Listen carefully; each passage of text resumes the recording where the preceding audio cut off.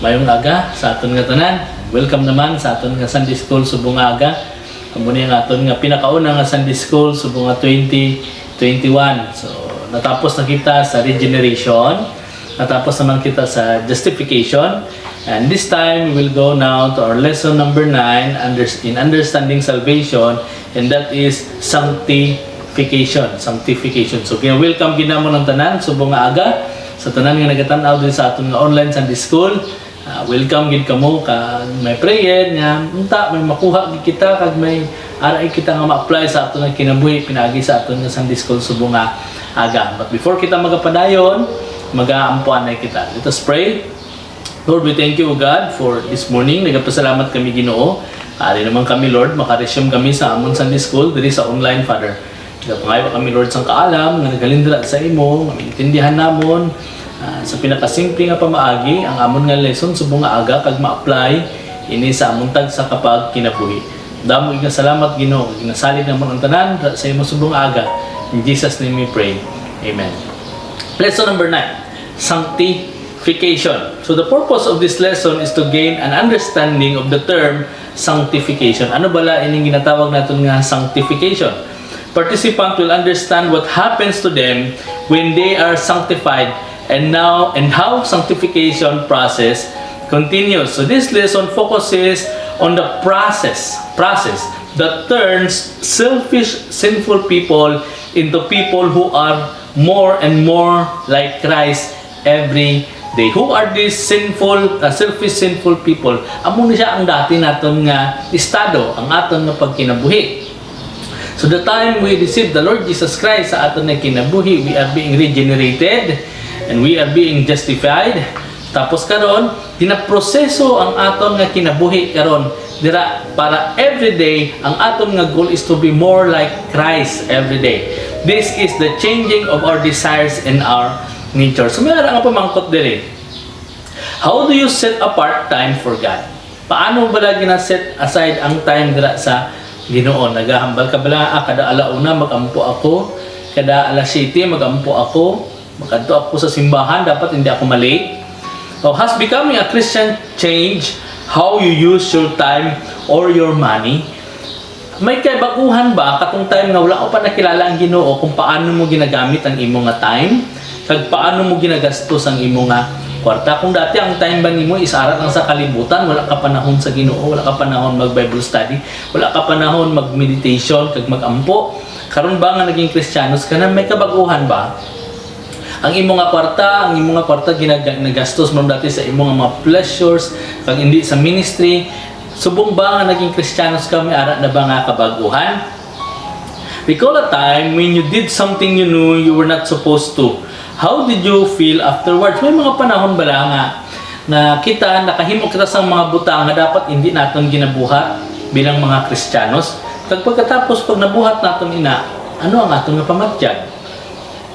What reparations did you make? Ano bala ang aton nga ginahimo? Nagamahay bala kita?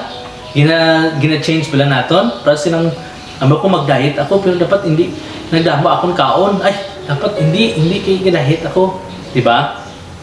So this morning we'll learn what is sanctification. Ano bala ang sanctification? So the work that begins in a Christian with regeneration and justification is continued through the process of sanctification. Liwaton ko.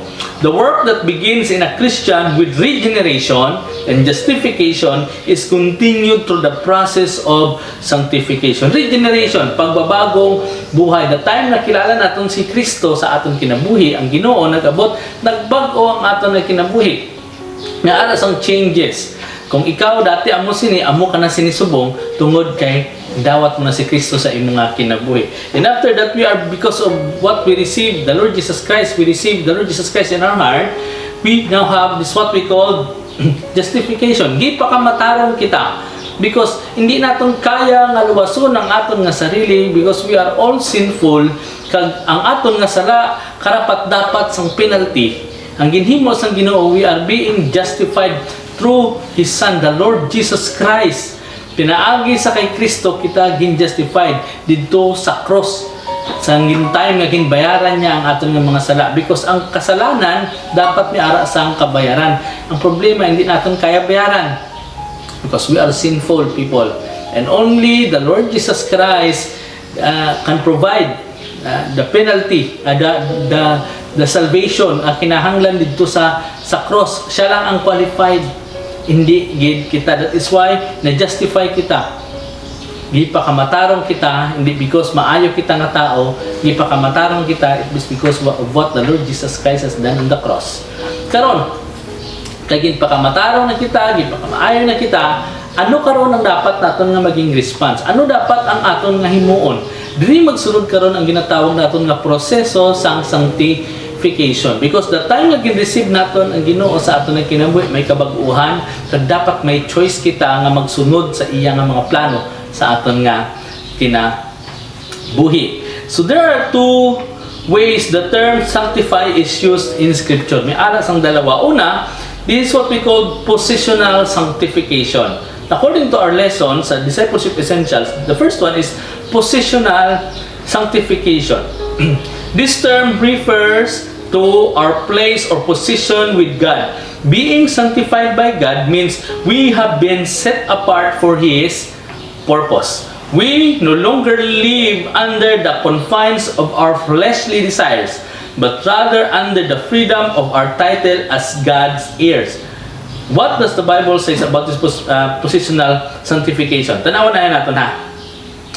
Being sanctified by God means we have been set apart for His purpose. Ginlain na kita. Ginlain kita nga mga nagdawat sa kay Kristo, we are being sanctified. Ginlain na kita. Ginlain. Ang posisyon naton, lain na. Positional sanctification. Ginlain.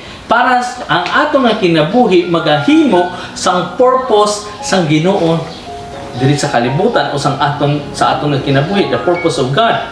We no longer live under the confines of our fleshly desires because dati we are imprisoned of our fleshly desires.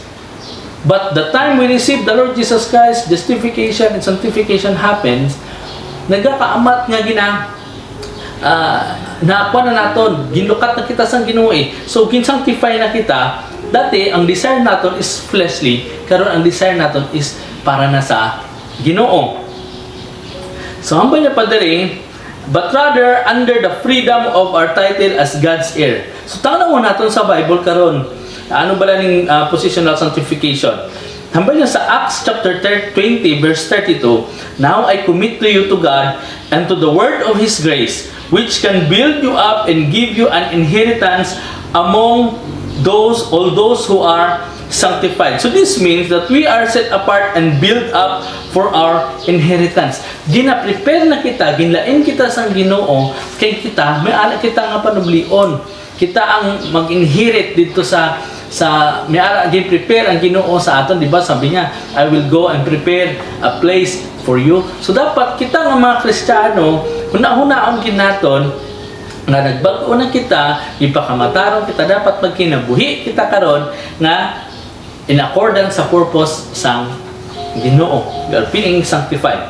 And in 1 Corinthians chapter 1 verse 2, to the church of God in Corinth, to those sanctified in Christ Jesus and called to be His holy people, together with all those everywhere who call on the name of the Lord Jesus Christ, their Lord and ours. So ang meaning sini, we are called to be saints. Maging santo kita.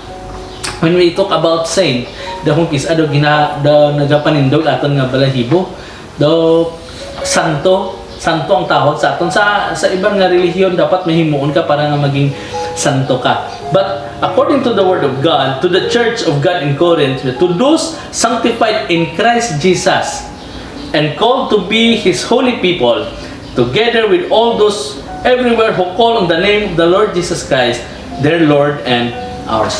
So, ang aton bala kinabuhi subong, isa na ba ka santo? Are we consider ourselves as saints na? Sige, paano kayo may ara pa man ako mga sala, hindi pa man ako sang perfecto. And that is positional sanctification. We are being set apart. Set apart. Kung dati, diri ka sa mga bulok, waon ka na dira sa bulok, kay para ano? diri ka na sa mga limpyo. Kagkaron dapat ang una-unaon naton is ang aton nga goal is to fulfill the purpose of God sa aton nga kinabuhi kag diri sa kalibutan. That is positional sanctification. And number 2 is practical sanctification.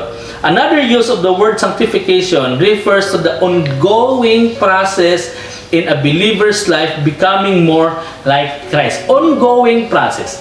Amo ni, ginset apart na kita. Ginlain na kita. Pero may proseso gyapon kita nga agyan. Ongoing process. Day by day process nga kailangan naton agian. Parang maging pure kita dira sa atubangan sang Ginoo. Amo na siya nga bisan Kristiyanos ka na, bisan ara nang Ginoo sa imong kinabuhi, hindi gyapon madula ang problema. Hindi gyapon madula ang temptation. Hindi gyapon madula ang mga desires nimo sa kalibutan. Because that thing ginagamit sang Ginoo o mag-abot sa aton nga kinabuhi para nga tabangan kita nga maglig-on sa aton nga pagtuo. And we can exercise the salvation na ginhatag sang Ginoo sa aton. Ongoing process in the believer's life of becoming more like Christ. This will not be attained in our lifetime and requires constant work on the part of the believer. Hindi ni siya naton ma-attain ng perfection nga ini. Though ginahambal sa Biblia nga be holy. Ginapaningkamutan naton pero ginapaningkamutan naton sa sini nga kinabuhi, process by process, day by day sa aton nga kinabuhi. Ginasanctify kita sang Ginoo. Ginatudloan kita ara ang balaan nga espiritu nagatabang sa aton. Amon ang kisang gagwa man gid ang aton nga batasan. Gagwa gid ang aton nga natural nga pagkamaka sa sala, but we praise the Lord because the Holy Spirit is there nga nagatabang sa aton sa sanctification process. A day by day process. Kag hindi siya matapos sa aton nga pagkinabuhi diri. Because every day, whether we like it or not, there are many challenges nga nagaabot sa aton nga kinabuhi, and we have choices to make every day. So this time sa practical sanctification, it is important to note that although we continue to sin and struggle through temptation, we can have victory over sin. Bisan may mga struggle kita, ara na sila sa aton nga pagkinabuhi, kay buhi pa man kita. Buhi pa man kita. Ang aton nga lawas prone to sin gihapon. Kay buhi pa man kita, but ang process ng sanctification ginahuna-huna gid naton nga bag-uhon ning aton sarili pinaagi sa tabang sambalaan nga espiritu nga ang aton nga ginabuhat is ma-inline dito sa purpose ng Ginoo sa imo nga kinabuhi kag sa purpose ng Ginoo diri sa kalibutan. We can have victory over sin to increasing degrees as we choose the way of Jesus over sin. We are set apart in Christ Jesus.